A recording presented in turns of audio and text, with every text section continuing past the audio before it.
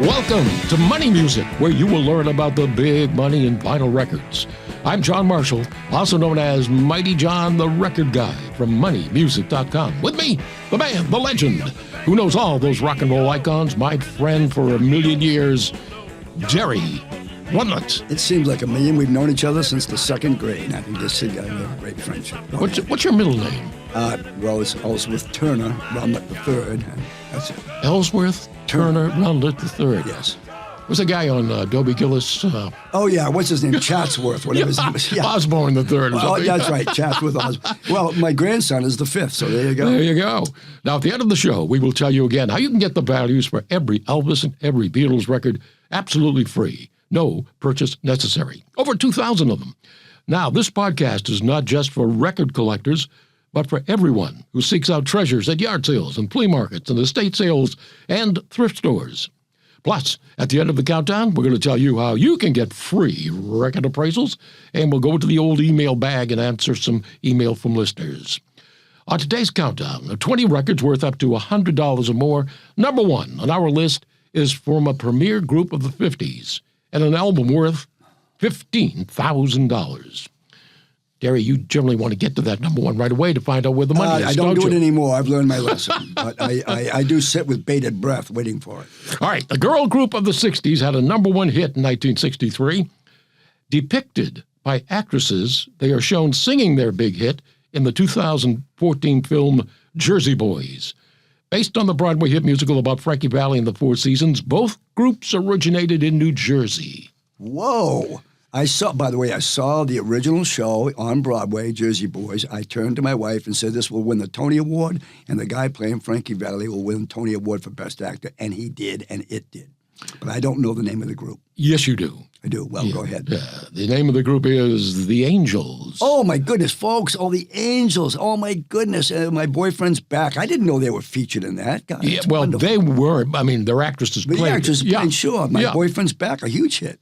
Now, a monocopy of My Boyfriend's Back, ain't he? You're going to be in trouble. Yeah. Released on Smash Records is worth up to $75, while a stereo copy can get you $100 today. The song has been around since the 1920s, but it took Little Richard to make it a rock and roll classic. Rolling Stone magazine includes it among its list of the 500 greatest songs of all time. Lucille. No. Another big hit for Little Richard. Come on, you got it. I don't. It's on the tip of your tongue. Don't know it. Keep a knocking, but you can't come in. No, never would have gotten it. No? Oh, well. No. Keep a knocking, but you can't come in. It's been around since the 1920s, recorded by blues greats like Milton Brown and Louis Jordan. But it was Little Richard who made it a rock and roll classic. Rolling Stone magazine includes it among its list of the 500 greatest songs of all time. Really? Released on Specialty Records, the single with its picture sleeve worth up to $100 today. So, see if I can trip you up on this one, Mr. Rundlett. Released in 1978, this was a giant hit about a werewolf. Oh, Werewolves of London. There you go. There you go. I forget the name of the group. Who did it? Yeah. Warren Zevon. Oh, yeah, no, I wouldn't have guessed that. No. Created a howling hit with a little help from his friends. Werewolves of London. Yes, a little help from his friends John McVie and Mick Fleetwood from Fleetwood Mac. Yes. They were on there? Yes. Oh, that's a piece of trivia I never knew. Included on Zevon's album Excitable Boy, Werewolves of London hit the Billboard charts in April of 1978. The 45 worth no more than $10, but the picture disc showing a werewolf on the vinyl itself is worth up to $100 today. And by the way, there's a werewolf movie out right now, folks, in the theaters, and the werewolf movies were big back in the day. Michael Landon as the first I Was a Teenage Werewolf. There we go. And you were a teenage what? A teenage Frankenstein is what I was. How many hits can you name by the Temptations? Oh, my God. Papa was a Rolling Stone. I could go on forever. The Way You Do the Things You Do? Yes. Ain't Too Proud to Beg? Yes. Just My Imagination? Right. And Beauty is Only Skin Deep. And a whole bunch of others. I did meet the Temptations, as I mentioned in the last show, that wonderful, wonderful man. And Otis, of course, the original Temptation going way back to the early 50s. Now, Beauty is Only Skin Deep, the 45 with picture sleeve, can now sell for $75. Gordy Records released the album The Tempting Temptations in 1965, and it can get you $125 today. Although this English superstar is on the record, he is not pictured on the cover with his well-known group of the 60s on this 1965 album. A superstar from England, mostly a solo artist. Boy. Great guitar player. No. Any word from, no, the peanut gallery doesn't know? None. Okie dokie. We'll go with Eric Clapton. Oh, my goodness, Eric Clapton. Among Rolling Stone magazine's top 500 albums of all time is Having a Rave Up by the Yardbirds. It's been called a bridge between beat groups and psychedelia. Although Eric Clapton has 4 songs on the record, he is not pictured on the cover. A stereo copy worth no more than $40, but a mono version of the album is now worth up to $125. Well, I met the Yardbirds. I know the Yardbirds, and they have appeared on the Malt Shop and Rock and Roll Cruises, and they're a wonderful group, a nice group of men. What was the first #1 hit for the Supremes? A Baby Love. Well, that was the second. Oh, yeah. Another Baby, whatever. What is it? No Baby Here, no. No, what is it? Where Did Our Love Go? Oh, Baby, Baby, Where Did Our Love Go? Come okay, on. Yeah. All right, I'll give it to you. Yeah, jeez, come on. Diana Ross and the Supremes first hit #1 in the Billboard Hot 100 in 1964 with Where Did Our Love Go? Yes. Their next 4 singles also hit #1, establishing them as the premier girl group of the 60s. And it took them quite a few hits to get there. I mean, quite a few songs before they got there. Yep. Where Did Our Love Go? Released on Motown Records, is worth up to $125 today with its picture sleeve. And that was June of 1964 during my graduation. I remember clearly now. Where did Derry go? He was supposed to be a graduation. I was listening to the Supremes. Yeah. Now, there were several beach movies in the 60s with yes. Frankie Avalon, Annette Funicello, Right. and what comedian? Oh, my God. Yeah, I can see him. Go ahead. Famous for his insults. Don Rickles. Don Rickles. Yes, of course. Like I said, I can see him. I've seen Don Rickles in person. Boy, he's a fun guy to watch, and you don't want to be the guy he's picking on, I'll tell you. American International Pictures released several beach movies in the mid-'60s, most of them with a regular cast of Frankie Avalon, Annette Funicello, and funny man Don Rickles. Rock and roll, comedy, and bikinis were a sure formula for success. The 1964 movie Pajama Party with Annette on the cover, issued by Buena Vista Records. What are you laughing at? I'm laughing because I can see that cover now. It's worth up to $125 today. And of course, Buena Vista is the name used by many Disney enterprises. Yes. Now, I know you know these guys. So how many hits can you name by the Buckinghams? Oh, my God, they're my favorite. Dennis Stefano, lead singer. Okay, Hey Baby, they're playing our song. Don't You Care, Kind of a Drag, Susan, and there's just 4 right there. You named them all. Yeah. Yeah. In the mid-1960s, the Buckinghams, who chose their name to sound more British, That's right. tore up the charts with hits like Don't You Care, Susan, Hey Baby, they're playing our song, and their #1 smash, Kind of a Drag, which is valued at no more than $20. But the Buckinghams' first single, which Derry probably doesn't know, Mercy, Mercy, Mercy. No. was a cover song of the Drifters' Sweet Swimmer Sweet, Sugar for My I Honey. didn't know that. By the way, folks, when they appeared on television, they showed up at the studio. They love to tell the story. They showed up at the studio and they said, "Well, we got some fish and chips for you guys, and they had British flags all over the place." And then Buckingham said, "Why are you serving us fish and chips?" They go, "Well, aren't you from England?" They said, "No, we're from Chicago." Yeah. So that 45, Sweets for My Sweet, Sugar for My Honey by the Buckinghams is worth up to $125 today. Yeah. This psychedelic band from San Francisco had their biggest hit in 1968 with a remake of what?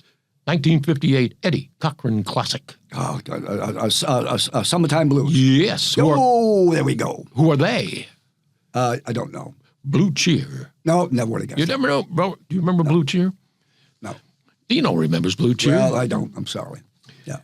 Okay. My brain is full of a lot of stuff, but it didn't include Blue Cheer. Blue Cheer, rocked out of San Francisco in the late 60s and early 70s, they epitomized the psychedelic sound of that era. Jim Morrison of The Doors called Blue Cheer the single most powerful band I've ever seen. What? Yes. Oh, my goodness. Their biggest hit, the cover of Eddie Cochran's Summertime Blues, reached number 14 in 1968. The 45 with picture sleeve can sell for $50.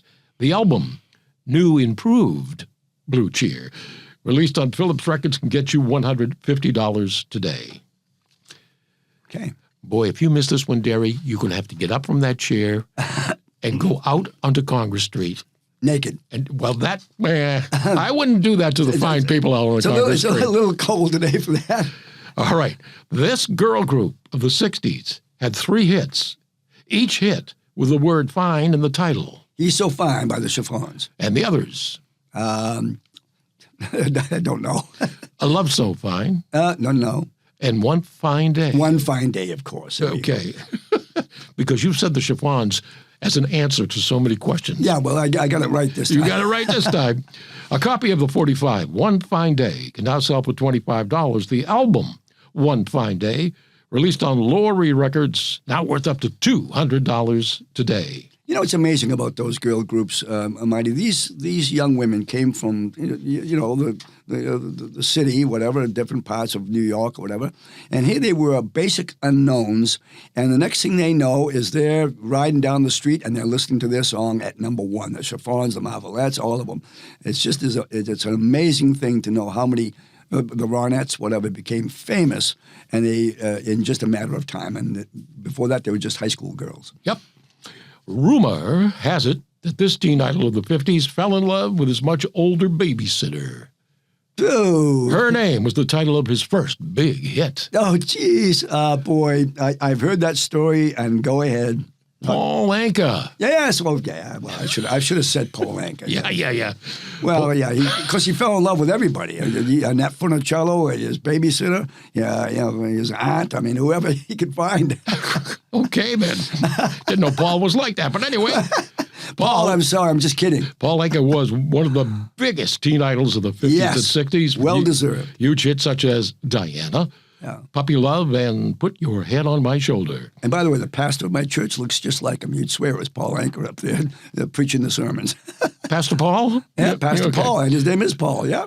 Put Your Head on My Shoulder, which is today worth up to $50 with its picture sleeve. However, Paul Anka's most valuable record is the one that most people have never heard of. In 1966, RCA Records released the Paul Anka single, I Can't Help Loving You. It's worth up to $250 today. There you go. And go see Paul Anka, folks. He's a great performer. Gary? Yep. Can you name a rock and roll classic about a city? Oh, yeah. We built the city on rock and roll. A specific city. A specific city. Not New York. That's not rock and roll. Not I Left My Heart in San Francisco. How about Dirty Water by the Standouts, Boston? No, in the title of the song. Oh, I'm sorry, Alex. Go ahead. I don't know. Yes, you do. Yeah. Well, I do. Going to? Kansas City. There you go. Wilbur Harrison. There you go. Boy, that took me a while. Going to Kansas City by Wilbur Harrison, hit number 1 on the Billboard Hot 100 in 1959. In 2001, the song was honored with a Grammy Hall of Fame award. That's right. Recognized as one of the songs that shaped rock and roll. The 45 on Fury Records is worth up to $25. The 78 worth up to $200. In 1965, Sphere Sound Records released the Kansas City album worth up to $250 today. And the other day I listened to XM Radio and they played Wilbur Harrison talking and then singing that song live. It might have even been at that ceremony. And as he sings it live, he's got the same inflections in his voice as he did in the original song. It was quite interesting. Wonderful. Yeah. Now, this is not a singer, okay? So I want to get that out straight so you don't get too confused. Okay. In 1952, this sexy young lady, not a singer, appeared in the movie The Girl in the Bikini. Whoa. What year? 52. 52, boy. Yeah. Well, I'm 6 years old, so I'm not going to know that one. I don't. Oh, yeah. This is scandalous. Scandalous. In 1952, a young Brigitte Bardot. Oh, my goodness. Oh, yeah. Brigitte. Beautiful woman. Appeared in a black and white film called The Girl in the Bikini. Playing the part of a lighthouse keeper's daughter, Bardot's stunning good looks and lack of clothing caused a countrywide sensation. Her real father was so outraged that he sued the producers. The soundtrack album, released on Poplar Records, now worth up to $350 today. And by the way, folks, there are 2 famous people that have shelters for animals like lions and tigers. One of them is Tippi Hedren from the Birds, who I have met, a beautiful woman. and the second person is Brigitte Bardot. Yes. And they are big fans of protecting animals. Yes. So, Girl in the Bikini. Girl in the Bikini. 1952. She was beautiful, and so was Tippi Hedren, of course. What's this one-word hit about a flower by the Rolling Stones? Oh, boy. I don't know. In 1967, London Records released the 45 We Love You by the Rolling Stones, but the public and radio DJs latched on to the flip side and Dandelion. Oh, my goodness. Yes. Became a hit. Yes, I never would have guessed it, but I do like that song. Yet not as successful as earlier singles such as Satisfaction and Right. Get Off My Cloud. A copy of Dandelion with its picture sleeve worth up to $400 today. No. Name the two stars of the 1960 TV show Batman. Oh, well, that would be Adam West and, of course, Burt Ward. Very good, Derry. Beginning in January of 1966, the Batman craze exploded on ABC with Adam West and Burt Ward donning their costumes and jumping into the Batmobile to defend the citizens of Gotham City. That same year, 20th Century Fox released the Batman theme by Nelson Riddle. Yes. The 45 with its picture sleeve is worth up to $400 Oh, today. boy, Adam West, that was incredible. It's amazing people like that show when you watch it, Biff, Bam. And, of course, they took care of all these bad guys in fist fights. He never pulled out a gun. He never pulled out a knife. There was always fist fights. Absolutely. Who recorded the album Bad? Bad. Michael Jackson. Okay, good. The Bad album from Michael Jackson has sold over 30 million copies and produced several #1 hits like The Way You Make Me Feel. And for an album that sold that many copies, it's still worth up to $40. The 12-inch single of Bad, in conjunction with Pepsi-Cola, is worth up to $200. There's a Pepsi logo on the cover if you have the right one. Without the Pepsi logo, about $25. And, of course, we remember that he got Yes. burned doing a Pepsi commercial. Yes, right? burned his hair pretty bad. That's right, yes.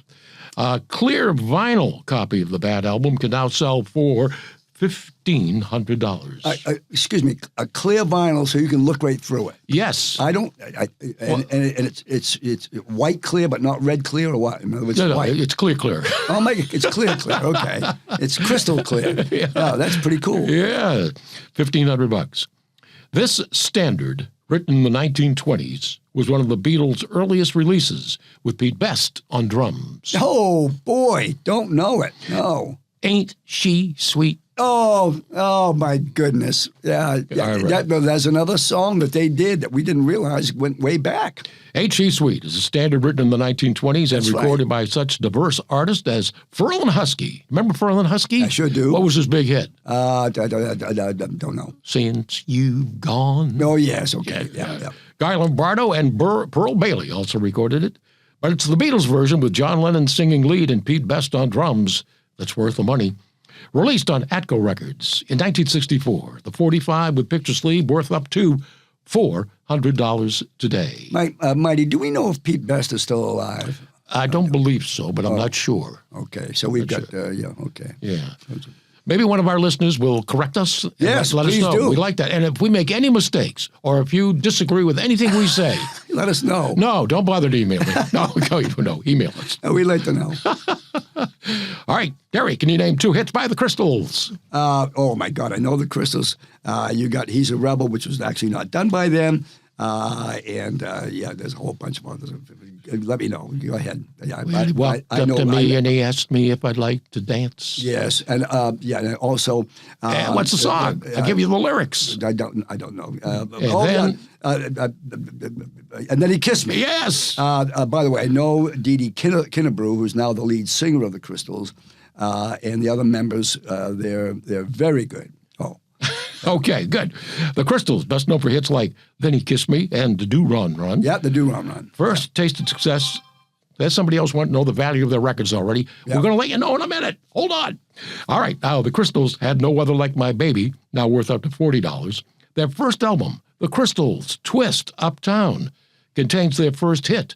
And their second, Uptown, released on Phillies Yes, Records Uptown, yep. in 1962. The album can sell for $600 today. And people should know that He's a Rebel was written by none other than a wonderful rock and roll star, Hall of Fame, Gene Pitney wrote He's a Rebel. Gene Pitney, you know, his big hit was Town Without Pity. Town Without Pity, which was up for an Oscar for the best song.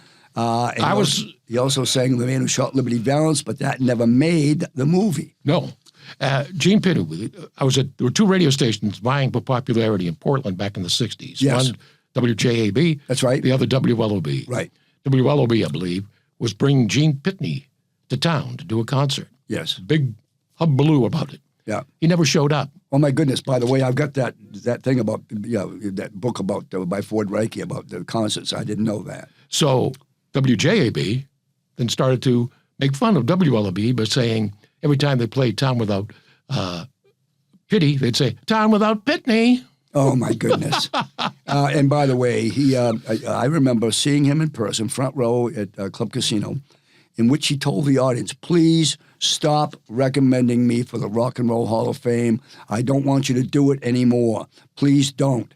And the following year, Gene Pitney was indeed inducted to the Rock and Roll Hall. The songs that he did, Last Exit to Brooklyn, 24 Hours from Tulsa, oh my God, he was a wonderful man. Only Love Can Break a Heart? Only Love Can Break a Heart. I mean, he just was fantastic. And he passed away a tragic death. I think he had a heart attack while he was appearing, I think it was in Birmingham, England. And he owned a restaurant, which I think is still operating in Connecticut. So it's like a beachfront restaurant, I think. But I used to be very fond of Gene Pitney, that very, very unique voice. He said he didn't want to be in the Rock and Roll Hall of Fame. That's like you saying, I don't want to be a legendary lawyer. Stop nominating me. Yeah, stop nominating me for being a legendary lawyer. Well, and then you became a legendary lawyer. Yeah, well, I never asked anybody to do that. I got that out of the blue. I think they flipped a coin on that one. All right, Derry. Get on your toes. Yep. Who has the more valuable version of blue suede shoes, Elvis or Carl Perkins? I'm going to say Carl Perkins. EPs can be more collectible than 45s, 78s, or albums. An EP, extended play, is usually a 7-inch album, mostly with 2 songs on each side of the record. In 1956, Carl Perkins wrote and recorded a true rock and roll classic with blue suede shoes. The 45 by Elvis is worth up to $150. A copy by Carl Perkins on a 45 or a 78 on Sun Records, worth up to $75. But the EP, Blue Suede Shoes by Carl Perkins, worth up to $600 today. Right. And if you watch $1 Million Quartet, Carl Perkins was not real happy when he had that song go to number 1, and all of a sudden it's covered by Elvis, and the next thing, Carl Perkins is off the charts. But still in our hearts. Yes. Now, before we get to number 1 on today's countdown, we are going to tell you how you can get free record appraisals. Please limit your list to 3 records so we can answer as many as possible. The chance to get free record appraisals. Now, if we don't respond on the podcast, we will still send you your answers through the email. So let us know the name of the artist, the name of the record, the name of the record company. We want to hear from you. Derry, what did you want to say? Well, I want to have a new segment here, and the new segment is for people to ask me any questions about the rock stars that I know. I may have a question about them. And this question comes from Larry L. in Boston, and he asked, of all the rock stars that I've met, is there one who is not a real fan of fans? And that would not be Brenda Lee. She was kind to everybody that came up to her. But I will tell you that Dion was not real pleased with having fans come up and talk to him. It's just the way it is. Some people, they just get tired of it. So if you run into Dion, he's probably not going to want to talk to you. I sat at a table with him and Bobby Rydell one night, and Bobby introduced me as the laughing boy. He says, Derry will laugh at anything you say. But I never spoke to Dion. I remained silent the whole time, because he's not real fan of what they call civilians. But he is a wonderful singer, wonderful performer, but he doesn't really like mixing with the fans. So you want to hear? That's my answer. So you want people to email us and ask about any rock and roll star, and you'll be able to answer the question. Most best of the you time, can. Yeah. But that was a good question. As to we know all the nice people, but and he's not mean about it. He just doesn't want you to come up and start chatting with him. Same with Stephen King, as I understand it. Really?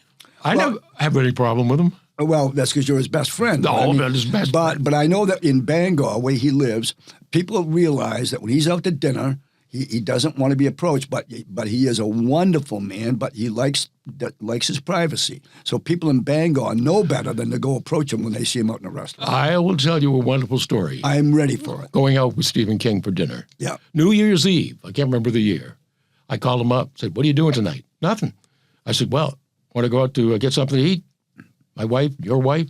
"Okay." So we went over to a restaurant called Murphy's Steakhouse in Brewer. Yes. He said, "Did you make a reservation?" I said, "No, I didn't." So Yeah. the line was out into the parking lot, freezing cold, New Year's Eve. Oh, my, yes. So I said, "Well, I'll go in and see how long it will be." So I went in. I said, "How long will it be before we can get in if we put our name in?" "It's going to be at least 2 hours." Oh, my God. The guy said. So I said, "All right, so I'll put our names in." He said, "What's the name?" I said, "Stephen King." He goes, "The Stephen King?" Yeah.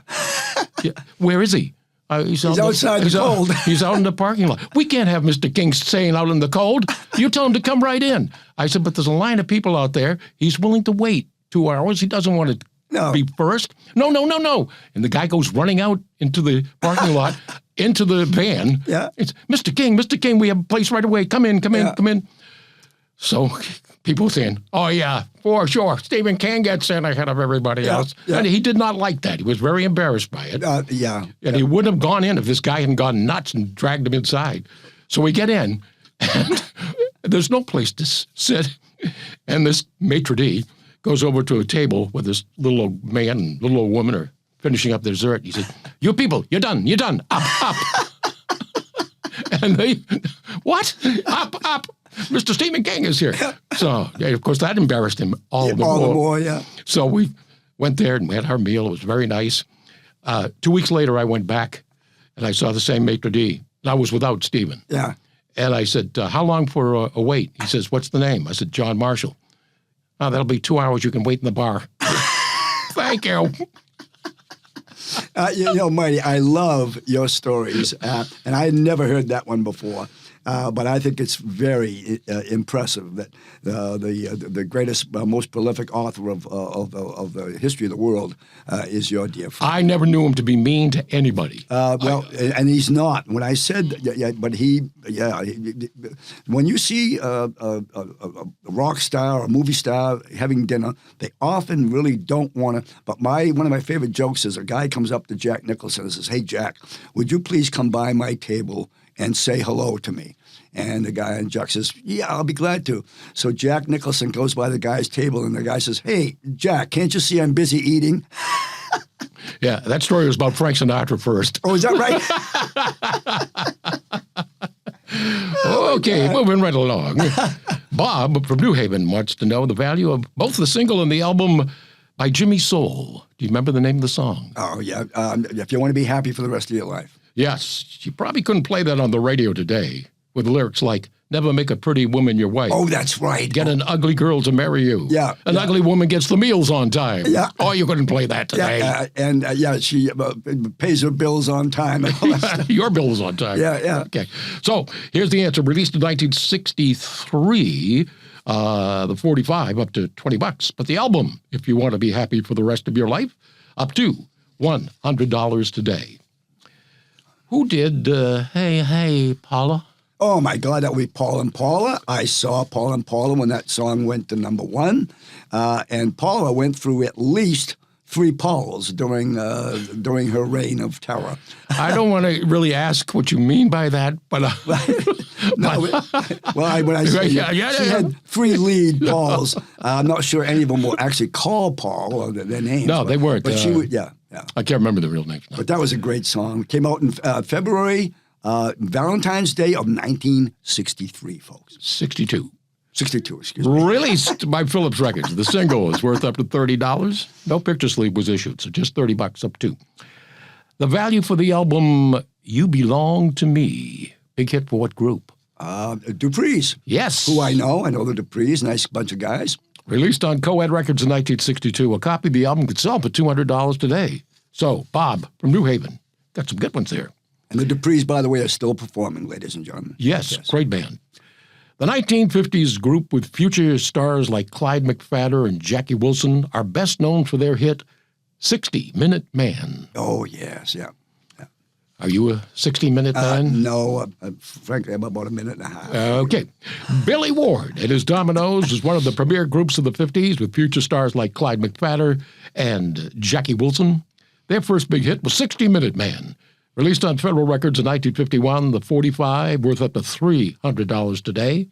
However, the big money is for their 1954 10-inch album, Billy Ward and his Dominoes, on Federal Records, now sells for $15,000. Oh, my goodness, $15,000. Wouldn't you like to find a copy at a yard sale? Well, geez, the more I participate in the show, the more I realize that, my God almighty, there's gold out there in them hills. Yes, sir. Remember, you can find the values for all your records at moneymusic.com. And if you email me at mightyjohn1971@gmail.com, we will send you the values for every Elvis, every Beatles record, free, no purchase necessary. Over 2,000 Elvis and Beatle records are on the list. Just state in your email that you heard the podcast and say something nice about Derry. So few people do. At least one person, please do. And be sure to check out my YouTube channel, Mighty John's Money Music, for more free samples of what your records are worth. And send us your list of records for free appraisals. Love to hear from you. My email address, mightyjohn1971@gmail.com, and it's always posted on the homepage at moneymusic.com. Go, Mighty John, go!